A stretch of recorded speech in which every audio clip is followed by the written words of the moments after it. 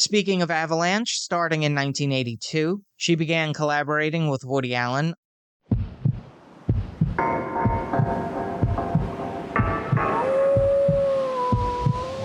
Seen it once, don't remember when. Think it's time to watch it again. Follow, subscribe, stay up to date. Episodes drop the last Friday. It's a Matt, forgot that. It's a Matt, forgot that. It's a Matt, forgot that podcast.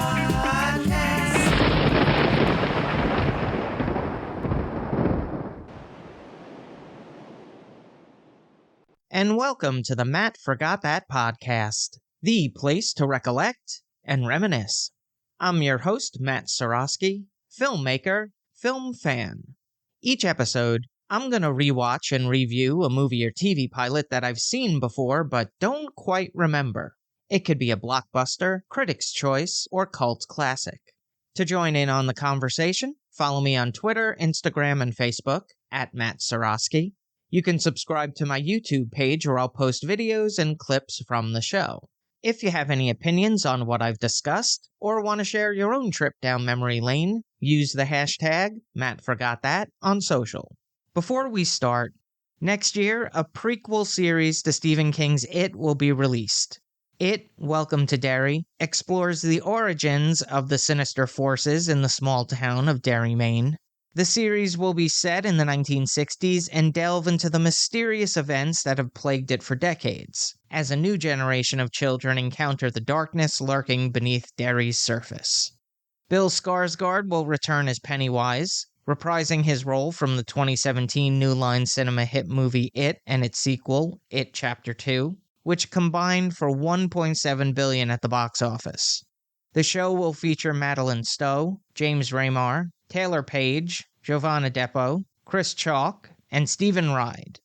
It's being executive produced by Andy Muschietti and Sister Barbara, director and producer, respectively, of the remakes. The showrunners will be Jason Fuchs and Brad Caleb Kane. It, Welcome to Derry, was originally scheduled for Halloween 2024, but was pushed back to 2025. And that's a shame because it's obviously perfect timing. But I guess that just means I have to wait in anticipation.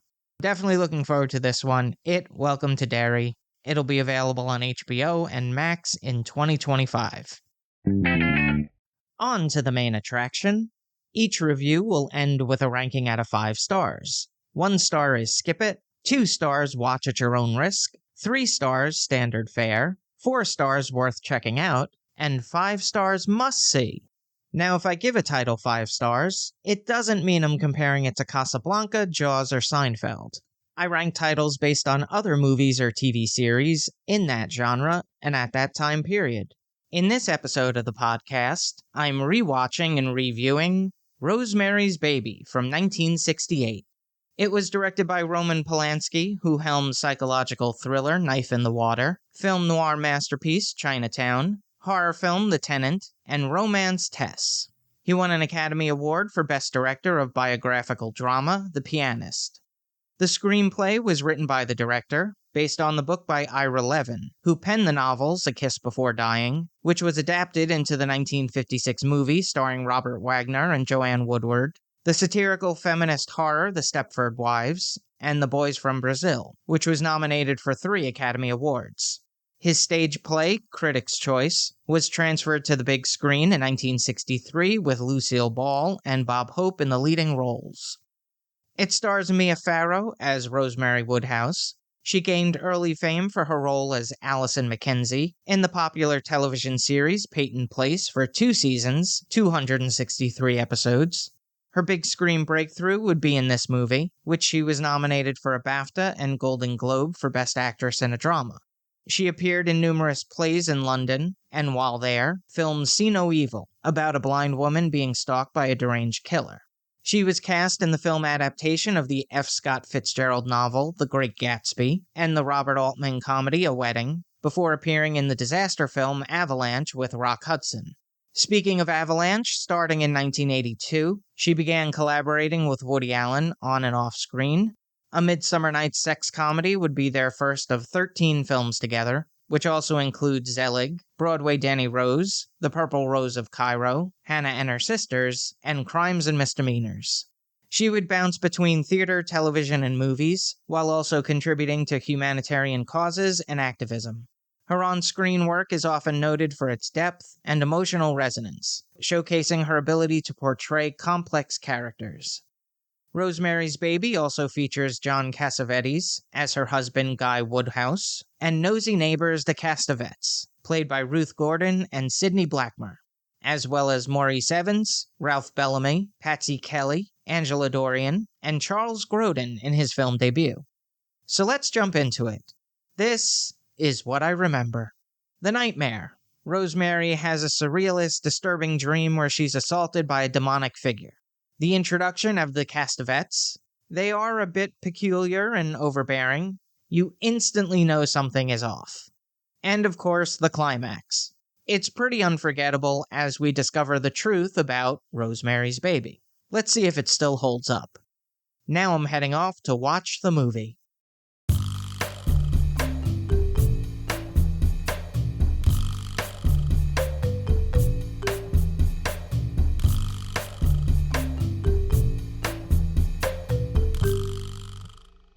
This is what I forgot.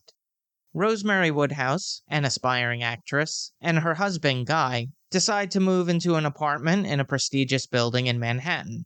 The previous tenant passed away a few days earlier and left a bureau blocking a hall closet. After a young woman has plunged to her death outside of the building, the couple meets their eccentric and overly friendly elderly neighbors, the Castavets, who take an unusual interest in them. When Rosemary gets pregnant, she starts to experience a series of strange and unsettling events, disturbing symptoms and dreams, leading her to suspect something is terribly wrong. Here's a quote without context. Pregnant women are supposed to gain, not lose weight. Rosemary's Baby was an unsettling film. From the opening scene where the camera pans the Manhattan skyline, while a woman is singing creepily, la la la la la, it makes you feel anxious at the start. The entire movie has an ability to evoke a sense of dread and paranoia without resorting to excessive gore, jump scares, or shock values. Mia Farrow effectively captures Rosemary's descent into fear and madness. The character arc is so vast from innocent and naive to untrusting and paranoid. Her ability to convey vulnerability and desperation is critical to the film's emotional impact. An unintentionally funny part of the movie is when Rosemary says, "Let's make love," and then we have about a minute of the most unsexy undressing of her and her husband. But that wasn't the only moment of levity. The neighbors are especially funny, at first. Their relationship is established, and they feel like a couple that's been together for decades. The film creates a suspenseful atmosphere and redefines the horror genre with a psychological approach. Now for a little trivial trivia. The scene where Rosemary walks through traffic was filmed without a closed set or stunt drivers. Polanski convinced Farrow, nobody will hit a pregnant woman. Rosemary's Baby was produced by William Castle Enterprises and distributed by Paramount Pictures. It was filmed at the Dakota Hotel in Manhattan, New York, and Paramount Studios in Los Angeles, California. The cinematography was captured by William A. Fraker, whose filmography includes Mystery Bullet, action comedy Gator, sports fantasy Heaven Can Wait, and techno thriller War Games. He's been nominated for 6 Academy Awards. It was edited by Sam Osteen, who worked on drama Who's Afraid of Virginia Woolf, neo-noir mystery Chinatown, and biography Silkwood, and Bob Wyman, known for science fiction flick Logan's Run, motorsport biography Greased Lightning, and comedy sequels Police Academy 2, Their First Assignment, and Splash 2. The score was composed by Christoph Komeda, who wrote the music for psychological thriller Cul-de-sac, black comedy The Fearless Vampire Killers, and crime drama Riot. The runtime is 2 hours 17 minutes. It had a budget of $3.2 million and grossed $33.4 million at the box office. It was nominated for 2 Oscars at the 1969 Academy Awards for Best Writing, Screenplay Based on Material from Another Medium by Roman Polanski, and Best Actress in a Supporting Role for Ruth Gordon, which she won and revitalized her career. A made-for-television sequel, Look What's Happened to Rosemary's Baby, was released in 1976, featuring Stephen McHattie, Patty Duke, and a returning Ruth Gordon. A prequel film, Apartment 7A, was released last month on Paramount+. On the Ski Index, I give it 4.5 out of 5 stars. If you've seen Rosemary's Baby and have opinions on the movie, let me know what you think using the hashtag #MattForgotThat. Moving right along, each episode, I'm going to post throwback clips that I think people should watch. It could be movie trailers, music videos, interviews, or something completely random. Search for my YouTube page and there'll be a playlist called Matt Forgot That Playback. John Carpenter is renowned, not only as a filmmaker, but as a composer. His iconic horror scores are minimalist and atmospheric, creating ominous sounds that evokes tension and enhance terror in his films. His most famous work is Halloween, written in the odd signature of 5/4 time, was based on a rhythm exercise his father taught him on the bongos. The repetitive, chilling piano melody, accompanied by synthesizer, is suspenseful, and the eerie tones create a sense of impending doom that has become a quintessential element of slasher films. Now, I actually prefer the remix of the main theme that was used in Halloween 2 over the opening. Its slow drone reflected the dread and darker tone of the sequel. The Fog is my second favorite horror score from Carpenter. Its main theme starts off with a Phantom of the Opera-esque organ with thunder effects, before it settles into a memorable piano rhythm that is reminiscent of The Exorcist. There are a couple of ghostly soundscapes, enhancing the film's theme of revenge and supernatural. They Live is one of Carpenter's unique horror scores in that it's not traditionally scary. Neither is the movie. It's about a drifter named Nada, who discovers a pair of sunglasses that reveal subliminal messages in advertising and media controlled by alien overlords. The main theme would be just as appropriate in a modern Western. Christine returns to the traditional sounds of Carpenter. Based on the Stephen King novel, it follows a 1958 Plymouth Fury that is possessed by a malevolent force. He manages to make an inanimate object come to life with a pulsating rhythm evocative of an engine pumping, accompanied by a synth sound that enhances the ominous film. Lastly, Vampires from 1998 is an underrated Carpenter film about a team of vampire hunters on a mission to eliminate a powerful vampire lord named Valak. The score harkens back to his work on They Live, with the use of real instrumentation, drums, bass, steel guitar. It's probably one of his most distinctive scores in a movie that went under the radar. I do want to give an honorable mention to Alan Howarth, who collaborated on some of Carpenter's scores. He's also a noted composer himself who worked on The Osterman Weekend, The Lost Empire, and The Dentist. His sound designs have been featured in Star Trek, Poltergeist, Raiders of the Lost Ark, and Back to the Future. John Carpenter's horror scores are integral to his film's success, establishing him as a master of the genre. I've included a couple of his most distinctive themes, and they're all available in the Matt Forgot That Playback playlist on YouTube. Check it out. Now it's time for the recommendation. Yes, that's the word recommendation with Matt in the middle. I'm going to end each podcast with my own recommendation of a movie or TV series. Today I'm talking about Chopping Mall. It tells a story of a group of teenagers who decide to have a party in the Park Plaza 2000 shopping center after closing time. But the mall has recently installed a new security system.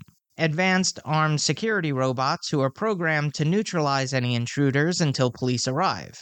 But when a storm rolls in and lightning strikes the mall, it causes a power surge that makes the robots malfunction and turn into killing machines. It stars Kelly Maroney, Tony O'Dell, Russell Todd, Carrie Emerson, Barbara Crampton, Nick Siegel, and notable character actor Dick Miller. It was directed by Jim Wynorski, who helmed fantasy adventure The Lost Empire, horror sequels The Return of Swamp Thing, Sorority House Massacre 2, and Ghoulies 4, before moving into erotic films House on Hooter Hill, The Da Vinci Coed, and Busty Coeds vs. Lusty Cheerleaders. It was written by the director and Steve Mitchell, who would write episodes of animated series G.I. Joe, The Transformers, and Jem. It was filmed at Sherman Oaks Galleria, The same mall used in Fast Times at Ridgemont High, Valley Girl, Commando, Back to the Future 2, Terminator 2 Judgment Day, and Crazy Stupid Love. I had never heard of this movie before it was featured on Season 2 of The Last Drive-In with Joe Bob Briggs, and it's since become one of my favorite cheesy 80s B-movies. Chopping Mall is a cult classic horror comedy, combining slasher elements with high tech, at least for the 80s. It has campy humor, over-the-top gore, and captures mall culture that will leave you nostalgic for simpler times. That's all for this edition of Matt Forgot That. Thanks for listening to me reminisce. You can follow me on Twitter, Instagram, and Facebook at Matt Seroski. You can subscribe to my YouTube page where I'll post videos and clips from the show. If you have any opinions on what I've discussed, or want to share your own trip down memory lane, use the hashtag MattForgotThat on social. Head over to mattseroski.com for all the latest news and updates, and come back next time for the rewatch and review.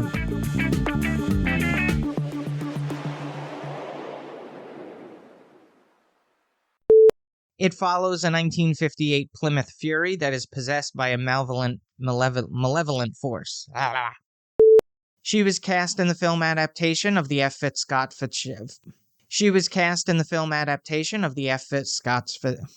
Oh boy, it's gonna be another one. It's about a drifter named Nada who discovers a pair of sunglasses that reveals subtle. He won an Academy Award for Best Director of Biological Drama.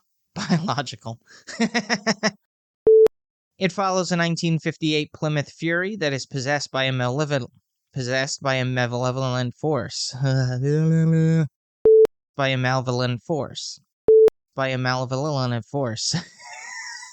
This is not gonna happen today. It's not gonna happen.